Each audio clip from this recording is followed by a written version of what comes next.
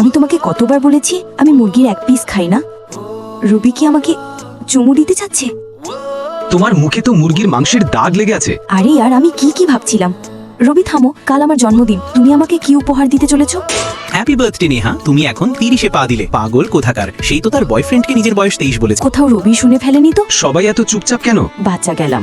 তারপর পরের দিন বাড়ি ফেরার সময় রবি আমার হাত ধরে ফেলে। তোমার হাত আমার হাতের তুলনায় অনেক ছোট। তার মানে তুমি কি নিজের থেকে বড় বয়সের মেয়েদের পছন্দ করো? না, আমার তোমার মতোই পছন্দ। আচ্ছা, ভালো কথা। ঠিক আছে, তাহলে আমি এখন যাই। কিন্তু হঠাৎই রবি আমাকে চুমু দেওয়ার জন্য এগিয়ে আসে। আমি প্রথমবার কাউকে চুমু দিতে যাচ্ছিলাম।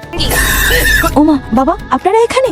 এই ছেলেটাকে? আমি কোনো নেশা করি না। আমরা 2 বছর আগে এক পার্টিতে দেখা হয়েছিল, তারপর থেকে আমি একে ছুঁয়েও দেখিনি। তোমার বয়স কত? 23 বছর। কি বললে? 23 বছর। আমি তো এই কথাটা বলতেই যাচ্ছিলাম। আমি নেহার বয়স সম্পর্কে জানি, তবুও আমার তাকে পছন্দ। আমাকে ক্ষমা করো, আমি তোমার কাছে নিজের বয়স লুকিয়েছিলাম। কিন্তু তুমি কিভাবে জানলে? আসলে তোমার কোম্পানির ম্যানেজার আমার খুব ভালো বন্ধু, সেই আমাকে বলেছিল।